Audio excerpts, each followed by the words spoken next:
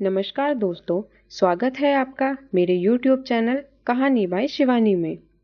यह कहानी है उत्तर प्रदेश के गांव रामपुर की। वहां एक किसान सुबोध अपनी बीवी सरिता के साथ रहता था।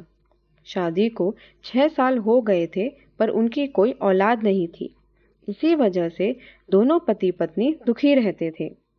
फिर एक दिन उनके गांव में रहने वाली एक बुढ़िया ने उनसे बताया कि उनके गांव से 6 किलोमीटर दूर एक मंदिर है। कहते हैं वहां एक बार प्रसाद चढ़ाने और भगवान से प्रार्थना करने से सभी मनोकामनाएं पूरी हो जाती हैं। सरिता ने सुबोध से कहा कि क्यों ना हम भी उस मंदिर में जाकर प्रसाद चढ़ा आएं और भगवान से प्रार्थना करें। सुबोध हाँ बोल देता है। दोनों पति पत्नी मंदिर में जाकर भगवान से संतान प्राप्ति की प्रार्थना करते हैं। कुछ दिन ऐसे ही बीत जाते हैं। फिर एक दिन सरिता की तबीयत बिगड़ जाती है और वो बेहोश होकर जमीन पर गिर जाती है।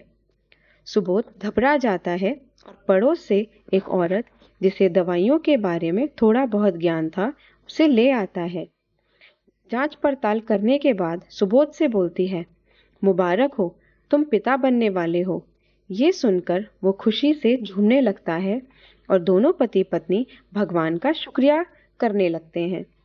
फिर एक दिन वो समय आ जाता है जब सरिता एक पुत्र को जन्म देती है। बच्चा देखने में बहुत ही सुंदर था। सभी गांव वाले पति पत्नी को बधाई देने आते हैं। उन्होंने बेटे का नाम सुमित रखा। दोनों पति पत्नी सुमित का बहुत अच्छे से पालन पोषण करने लगे। समय बीतता गया और सुमित जैसे जैसे बड़ा हो रहा था वैसे वैसे उसका व्यवहार बदल रहा था। वो अजीब सी बातें करता रहता था कि पापा, मेरा नाम रमेश है, मुझे अपना नाम रमेश अच्छा लगता है। सुमित रोज रोज नई चीज़ों की फरमाइश करता, लेकिन गरीब सुबोध उसकी इच्छा पूरी नहीं कर पाता। सुमित बोलता है कि पिताजी, मेरे पास बहुत पैसे हैं। सुबोध उसकी बातों पर हंस दिया करते थे। फिर एक दिन कुछ ऐसा हुआ जिसे सुनकर सुमित के माता पिता के पैरों तले जमीन खिसक गई।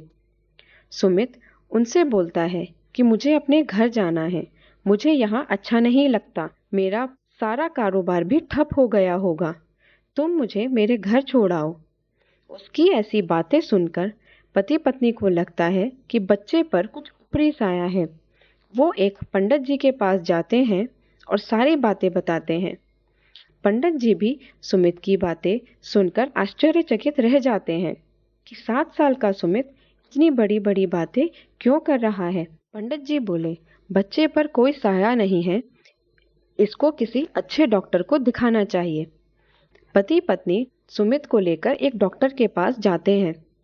डॉक्टर सुमित को कुछ दवाई देता है और माता पिता से बोलता है कि सुमित ठीक हो जाएगा।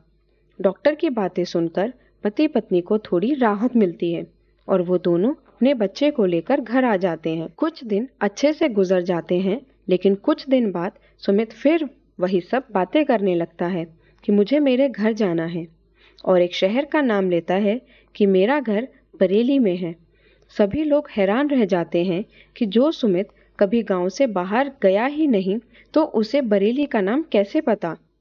फिर गांव के एक बुजुर्ग ने सुबोध से कहा कि क्यों ना एक बार सुमित को बरेली ले जाना चाहिए। बुजुर्ग की इस बात का सभी गांव वाले समर्थन करते हैं और सुबोध से बोलते हैं कि सुमित को एक बार वहां ले जाना चाहिए। सुबोध मान जाता है और सुमित को अपने साथ गांव से बरेली ले जाता है। सुमित जैसे ही बरेली के पास पहुंचता है तो वह अपने पिता से बताने लगता है कि इस रास्ते में ये दुकान है, इस रास्ते पर पार्क है। सुबोध उसकी बातें सुनकर हैरान रह जाता है, क्योंकि सुमित तो पहली बार यहाँ आ रहा था, तो उसको ये सब कैसे पता। सुमित और सुबोध दोनों बस से उतर जाते हैं। सुमित बोलता है, पिताजी, हमें यहाँ से लाजपत नगर के लिए रिक्शा लेनी चाहिए। रिक्शे वाला बच्चे की बात सुन रहा था और बोलता है, साहब, लाजपत नगर यहाँ से 2 किलोमीटर दूर है, मैं आपको वहाँ ले चलूँगा। सुबोध और सुमित रिक्शे में बैठ जाते हैं। रिक्शे वाला सुबोध से पूछता है कि लाजपत नगर में कहाँ जाना है।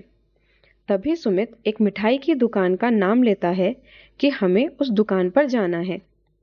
रिक्शे वाला दुकान से कुछ आगे निकल जाता है तो सुमित रिक्शे वाले से बोलता है कि भैया, मेरी दुकान पीछे रह गई है। रिक्शे वाला माफी मांगते हुए बोलता है कि माफ करना बेटा, मैंने ध्यान नहीं दिया था। और दोनों रिक्शे से उतर जाते हैं। सुमित जैसे ही दुकान में घुसता है तो वहां के एक नौकर सोनू का नाम लेकर बोलता है कि सोनू, यहाँ से मेरी फोटो कहाँ चली गई? सोनू बोलता है, बेटा कौन सी फोटो? सुमित बोलता है कि वो फोटो जो इस दीवार पर लगी थी। वह फोटो तो मालिक ने ठीक होने के लिए दी है। तभी दुकान का मालिक सूरज दुकान पर आता है और सुमित सूरज को देखते ही पहचान जाता है और सूरज से बोलता है कि बेटा सूरज, तुम कैसे हो? ये बात सुनकर सूरज सोचता है कि ये बच्चा मुझसे ऐसी बात क्यों कर रहा है, मैं तो इसे जानता भी नहीं हूँ। सुबोध दुकानदार को सारी बातें बता देता है। तभी दुकान पर सूरज की माँ सरला आ जाती है, जिसे देखकर सुमित तेज आवाज में सरला से बोलता है कि सरला, मैंने तुम्हें कितनी बार बोला है कि दुकान पर मत आया करो, घर पर काम किया करो। सुमित की बात सुनकर सरला को कुछ समझ नहीं आता। वो बोलती है कि ये बात तो मेरे पति मुझसे बोलते थे। सुमित बोलता है कि हाँ, मैं ही बोलता था और आज भी मैं ही बोल रहा हूँ, घर जाओ। सुमित उससे बोलता है कि झुमकी कैसी है? वहां खड़े किसी को भी कुछ समझ नहीं आता है। तभी सरला बोलती है कि मेरे पति की मौत तो मेरी बेटी की शादी से पहले ही हो गई थी। तब सुमित बोलता है कि हाँ, मैंने झुमकी की शादी के लिए बैंक से बहुत सारे पैसे लिए थे। पैसे लेकर सामान और गहने बनवाने जा रहा था। तभी कुछ चोर मेरा पीछा करने लग जाते हैं। पता नहीं उन्हें पैसे के बारे में कैसे पता चला। मुझे समझ आ गया था कि ये चोर हैं और मुझसे पैसे लेना चाहते हैं, पर मैंने भी बड़ी चालाकी से वो पैसा एक जगह छुपा दिया था। जब उन चोरों ने मुझे पकड़ा तो मेरे पास उन्हें कुछ नहीं मिला। उन लोगों ने मुझसे पैसे के बारे में पूछा। जब मैं उन्हें पैसे के बारे में नहीं बताया तो उन्होंने मुझे खूब मारा और इसी कारण मेरी मृत्यु हो गई। मुझे मरता देखकर उन लोगों ने मुझे नदी में फेंक दिया था, लेकिन फिर भी उन लोगों को विश्वास नहीं होता। सरला और सूरज उससे और भी बहुत सारी बातें पूछते हैं जिनका वह सही सही जवाब देता है। यह देखकर सभी हैरान हो जाते हैं और उन्हें धीरे धीरे सुमित की बात पर विश्वास होने लगता है। सूरज कहता है, तो तुम्हें यह भी पता होगा कि तुमने पैसे कहाँ छुपाए थे? सुमित बोलता है कि हाँ, मुझे पता है। सूरज बोलता है, तो चलो मेरे साथ उस जगह। सुमित सबको उस जगह ले जाता है जहां उसने पैसा छुपाया था। ये सब देखकर सभी को समझ आ जाता है कि सरला के पति रमेश का दूसरा जन्म है। तभी इस बच्चे को पैसे का पता है। फिर सरला और सूरज सुमित को गले लगाकर रोने लगते हैं। सुमित बोलता है कि अब रोना बंद करो और पैसा घर ले जाओ। मैं अब अपने पिताजी के साथ गांव में ही रहूंगा। कभी कभी तुमसे मिलने आ जाया करूंगा और कभी तुम मिलने आ जाया करना। सुमित की ये बात सुनकर सरला सुमित से बोलती है कि ये पैसे आपके हैं, इन्हें आप अपने पास रखो। सरला सुबोध से बोलती है कि इन पैसों से सुमित की देखभाल करना, अब ये सारे पैसे आपके हैं। सुबोध की आंखों में आंसू आ जाते हैं। तभी सुमित सुबोध से बोलता है कि पिताजी, अब हमें घर चलना चाहिए, माँ भी हमारी राह देख रही होगी।